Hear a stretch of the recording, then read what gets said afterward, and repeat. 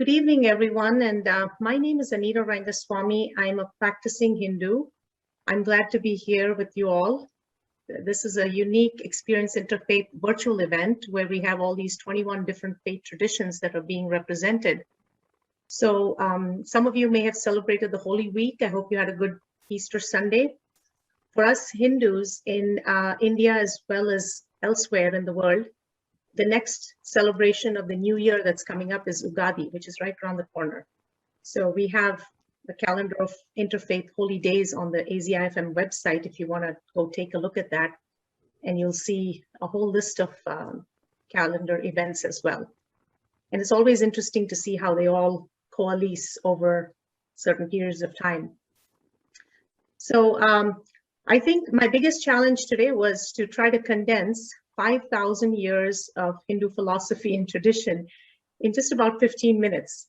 And I must say that is a challenge, but I think I've done an ultra short presentation a couple of, maybe a year ago or so, and that was just in 3 minutes.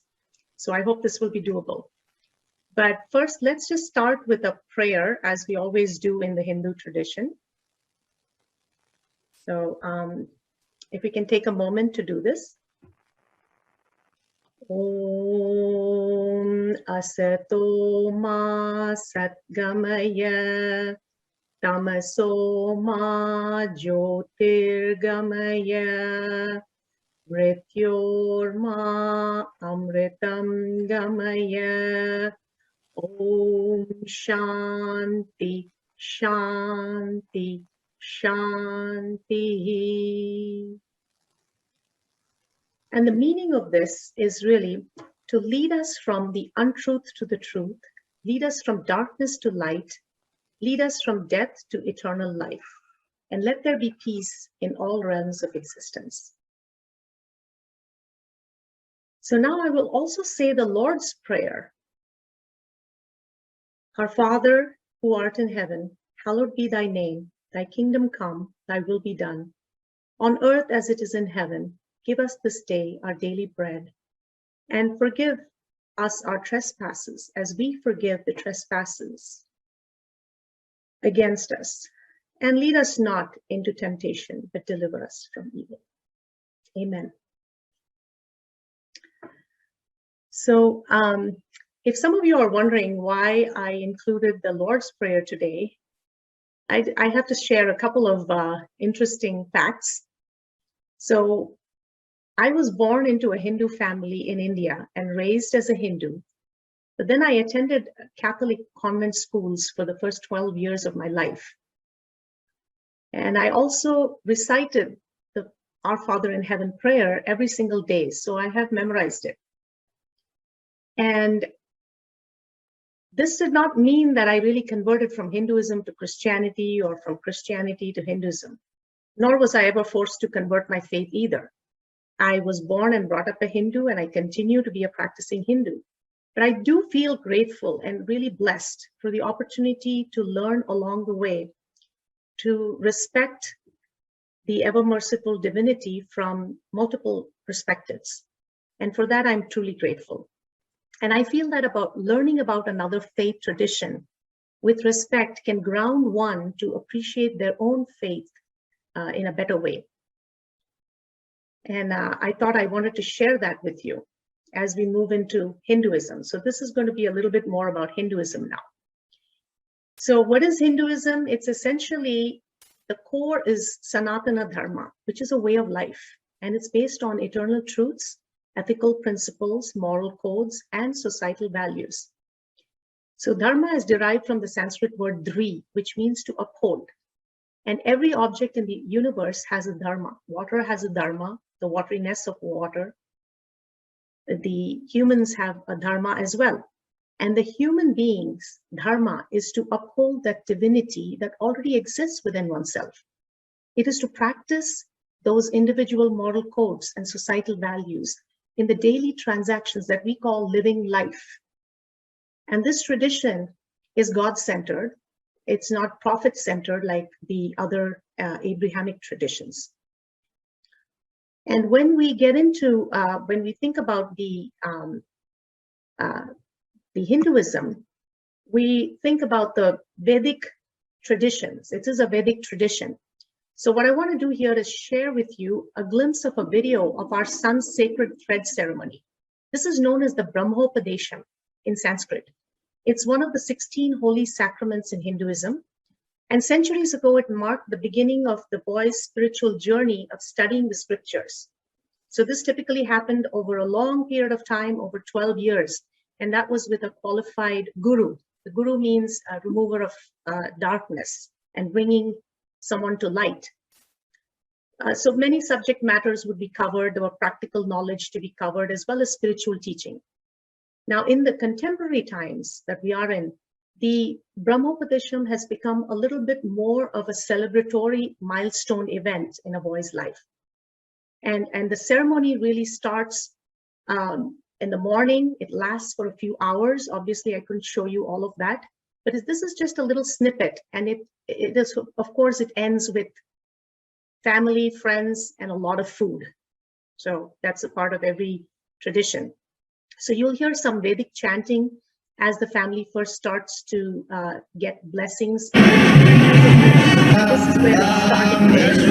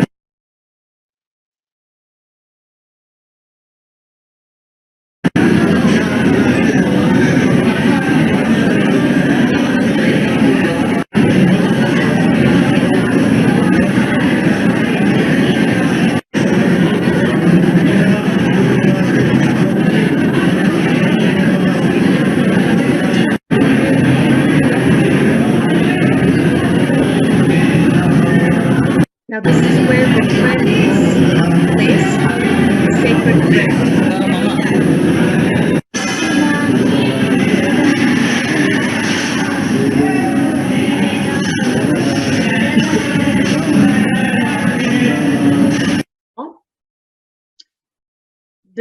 You saw the boy being purified by a holy bath, which is similar to a baptism. Then the fire god is invoked.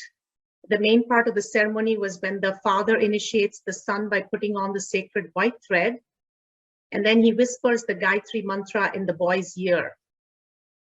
The 3 strands of thread that were put on him represented Gayatri, the goddess of mind, Saraswati, the goddess of word, and Savitri, the goddess of deed. And then at the end of the ceremony, the married women in the community, they also bless him with sacred rice, and the boy was blessed by the sun god, and that's what you saw in the end of the video. I believe that Brahman is really the single highest of all pervasive universal principle being, and Brahman is infinite, eternal, formless, and unchanging. Brahman is also omnipotent, omniscient, omnipresent, and unmanifest reality. Brahman is considered to be truth, consciousness, and bliss. And this supreme Brahman manifests as 330 million different gods and goddesses with various forms and specific attributes. So these forms of the divine are worshipped on a regular basis in Hindu temples and homes. And the Atharva Veda, which is one of the 4 Vedas in the Hindu tradition, talks about the great are the gods who have sprung out of Brahman. And I want to share with you then the divine couples, which are the gods and goddesses in Hinduism. Like I mentioned, the 330 million gods and goddesses, a lot of them are in pairs, and you can see that. Brahma and Saraswati, you might see pictures of these if you go to someone's home, or you might see idols of these in the temples. There's Radha and Krishna, there's Padmavati and Vishnu, Sita and Rama, as well as Parvati and Shiva, and there are many more couples like this. These are the more famously well-known, I would say, divine couples. And you find them in a lot of the Hindu temples. When we get to the tenets of Hinduism, Hindus believe that the universe goes through endless cycles of creation, preservation, and dissolution. And according to the law of karma, or cause and effect, every individual creates his or her own destiny based on their thoughts, words, and actions. So punarjanma is the word that is used in Sanskrit, and that is the continuous reincarnation or rebirth of the soul to keep evolving until all the karmas have been resolved. And the end of that birth, moksha, or liberation from the cycles of birth and death, can be attained. So moving on to the sacred texts, there is not a single source book like the Bible or the Quran. In Hinduism, the 4 Vedas that were heard by the ancient seers during their spiritual practices, they have thousands of hymns in Sanskrit, and those are considered to be God's spoken words. So those are the ones that are followed.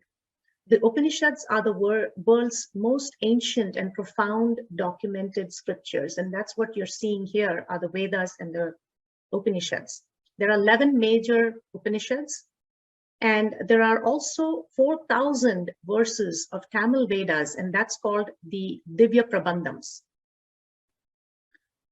So moving into the great epics. So the well-known scriptures include the epic Ramayana and the Mahabharata. There's also the Bhagavad-Gita, which most people are familiar with. At least you have heard of them, perhaps. There are 18 chapters of the Bhagavad-Gita. Essentially, it talks about right living, right conduct, moral duty, and individual responsibility for regular people, as well as for warriors or business people or any class of people. Now, the Mahabharata is the longest known epic poem with over 100,000 verses in 18 books, and it's about 10 times larger than the Iliad and 4 times larger than the Ramayana. It's a very comprehensive book. And the Ramayana and the Mahabharata are called Puranas in Sanskrit, and they have stories of real-life heroes, heroines, and villains who depict the nature of good and evil in the world. They show the different moral conflicts that occur, the conflicts of duty that arises between relatives, friends, well-wishers, enemies. They have unscrupulous people. So it has so much to offer people and to learn from. in every century, including the 21st century now. So in every case, the individual is directed to rise above the demands of selfishness and greed and to soar upward towards a higher purpose and the universal spirit. So if you have a chance, I'd encourage you to read summaries of these epics. And I'm not sure, but maybe there might be some cliff notes or something for them on the internet. But if you get a chance, please do take a look at that. Moving into the daily worship. So we typically, at least speaking for myself and my husband and our family, I would say we do have a daily practice of worship at home. But many people may just rely on going to the temple once a week or once a month or whenever that's possible. But generally speaking, the first thing is done to purify the physical external body with a bath. And even when we go to the temple, it's usually after taking a bath, and it may not be right before going to the temple, but during the day, one takes a bath before going to the temple, whenever that might be. Then we light a lamp or a candle, and that is significant of bringing forth light. We offer flowers and fruits and incense to the divine, whatever might be available at home or maybe purchased from the grocery store. We chant prayers, and then we sing bhajans, which is a Sanskrit word, and those are divine hymns that are said in praise of the Lord. Then we complete the prayers with arti, and that is the flame that you see in this picture. And that's my husband and I doing that at home. And we may invite people to our house, and we may have a large gathering of people where we have these kinds of events. It may be a religious event, and we would worship like this. The essential concept is really to pray for the welfare of the family, the community, and then, of course, expanding that to all beings in the world. So here we have a little bit about the Hindu perspective in life. And I wanted to share this because we talked about Sanatana Dharma, and we talked about the eternal truths and the moral codes of conduct.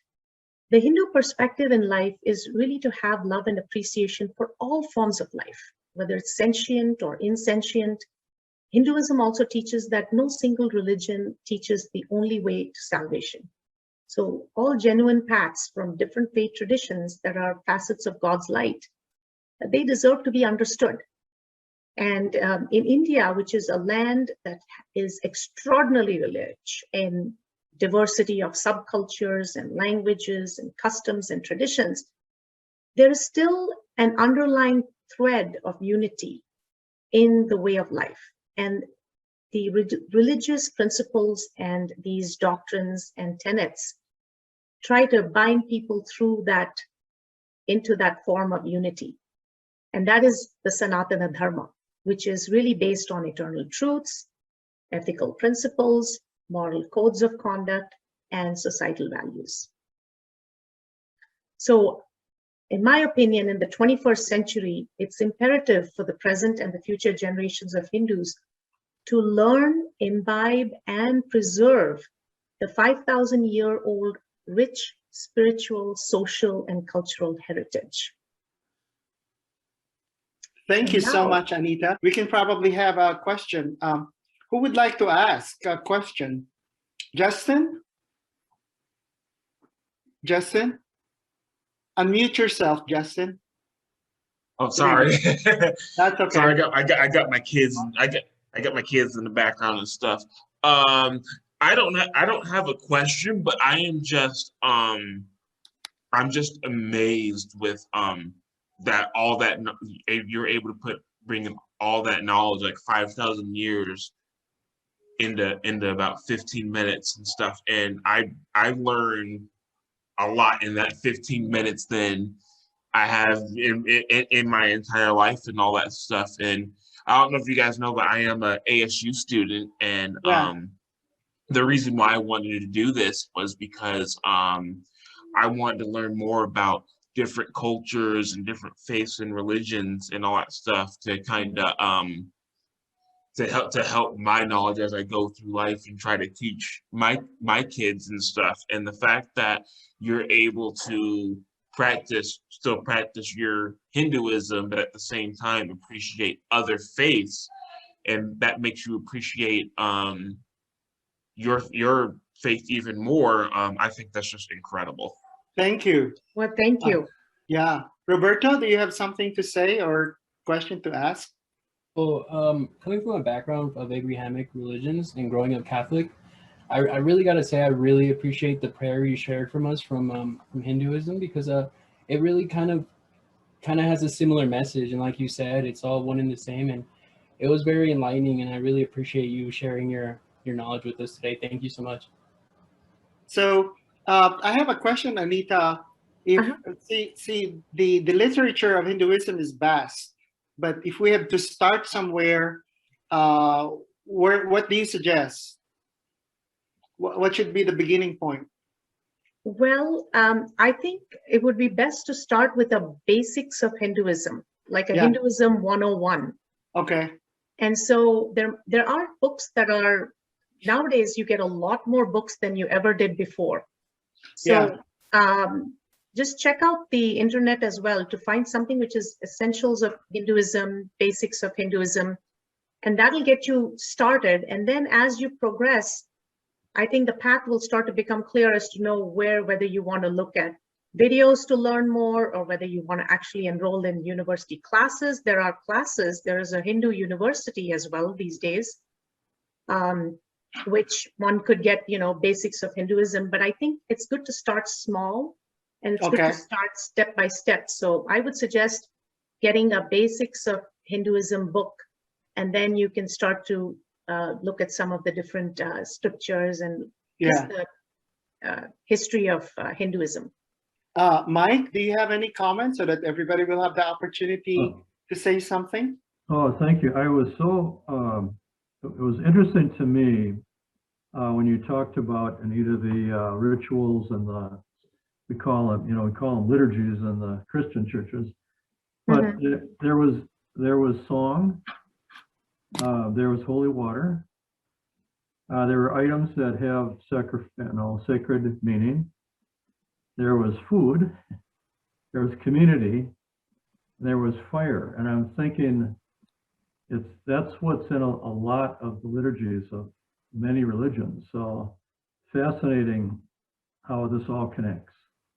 I really thank you for giving us that background. Appreciate that. That is a good comment. There are common symbols. And I'm glad you brought that up, Mike. Yeah. Madhav, do you have something to say? I'm sorry, I had put. Yeah. I had put myself on mute, but yes, thank you all for all your questions as well. I'm also practicing Hindu along with Anita, so this is an extremely good forum to exchange ideas about different religions. This summer, I'm going to teach a class in world religions, and typically the first religion that we study is Hinduism. And I think I will invite Anita to that class this summer. We only meet for 8 weeks. Yes. And so Anita and Madhav, they really represent the beautiful tradition. By the way, if since we have time, could you tell us something about the Brahmin, about the priestly caste and the Kshatriya and the Sudras, and briefly? Yes, I figured we did have some time because I was a little surprised, because now I see that there's I show that there's 10 minutes left. Yeah, Albert? So let's have a discussion. Yeah. So tell us something about that aspect of Hinduism. Sure, but since we do have time, I would like us to leave the last couple of minutes, or maybe give me at least 2 minutes to show you a little bit about the chanting. I'd like for you to experience the chanting, because this was going to be an experiential program. Okay. And so right after this symbol of peace, I have a whole chanting video for just a couple minutes. So let's if you can remind me at about 6 minutes, and I'll be looking at my clock as well. Okay. Okay. Yeah, let's do that. Let's All right. So let's so we were going to talk about the what would you like to know? Oh, could you discuss for us the the Brahmin, the Kshatriya, the Sudras, and the Vaishyas, and what they mean and what's significance of them now in India, in the culture? Okay. Well, in the old days, in ancient times, I think some of this. Oh my! I have got a message that says 1 minute left for this session, so I'm a little confused between all of the different times I that I'm know. seeing. Yeah, but go ahead, Anita. Tell us. It's okay. Okay. So I just have a minute then, so we won't have the chanting. I'm sorry, but so there are 4 different castes, is what it is called, and the 4 castes are the Brahmins, the Kshatriyas, the Vaishyas, and the Shudras, or the lower caste. But the point about that is when they were created, they were part of the society, and the society was built around the different types of people. And the way I like to envision, or I like to explain that as well, is that you do need different types of people coming together in a society. Just like you probably have in the European culture, you'd have, the butcher and the baker and the shoemaker and the the elite class, etc. So there are different types of people that would come together. I think these days there's been a little more discussion and concerns about some of the issues that are arising between the different castes, but I don't see that as something which cannot be solved if people put their minds and hearts to them and really understand what the issues are and try to work with them. And I think that's what is needed in this century as well. Yeah, I think that part of it goes to your teaching us about Dharma. Each person and each individual, we all have our Dharma. So I am biased. I really enjoy reading the Bhagavad-Gita, and it really brings a lot to me, a lot of spiritual kind of comfort.